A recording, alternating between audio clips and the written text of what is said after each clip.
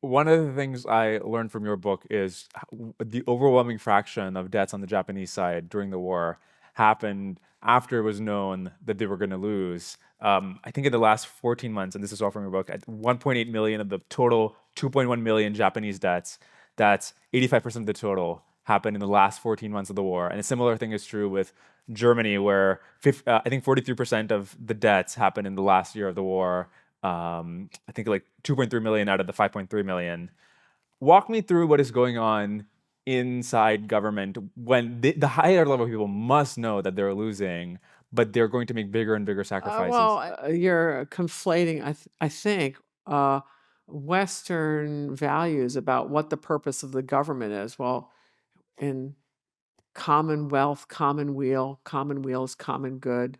And this notion that governments are about the well-being of individuals. Okay, well, we're not in societies where we're talking about individuals for openers. Certainly not in Japan.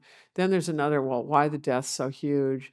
It's at the end of these wars, you've broken the transportation system that gets produce to hungry mouths, and you've also removed so much manpower literally from the fields. You aren't producing anything, so that you're talking about mass starvation as the result of having done a number of previous years of warfare.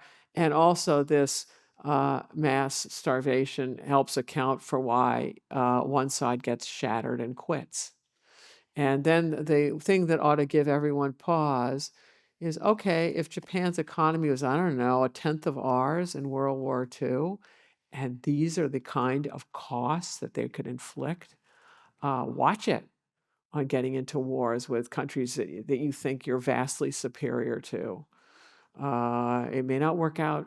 The costs are horrific. I mean, you're illustrating the problems with this continental order of taking territories. This is how it goes.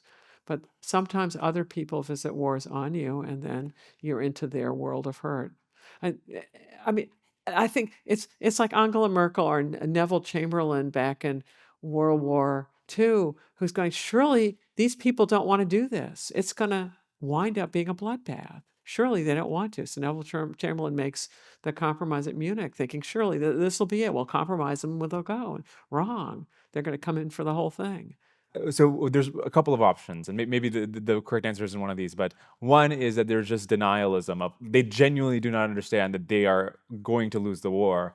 Another is that look, they know they're going to lose, but it's better to like they would prefer to just go out Well, dying they're dead than anyway, so who cares?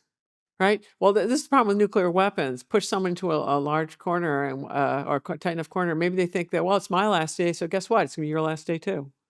how much would we question the demand for unconditional surrender, knowing that most of the deaths in World War II happened because look, if there wasn't a unconditional surrender, maybe we could reach a peace earlier. Most of the deaths could have been spared. Oh, I think by the time those deaths are Japanese deaths for us. We're looking at these things and we've lost a lot of people. And our idea is, hey, we're almost there. And we're not worried about Japanese civilian deaths or Japanese military deaths. We're looking at these are the people that have killed how many Chinese? And I don't believe China was ever part of Japan. What were they doing there? So then you're asking for tender mercies out of Americans for the Japanese in those days? No, after all that had happened. So, yeah, it's ugly by the time you've killed this many people, the kind of bitterness on both sides.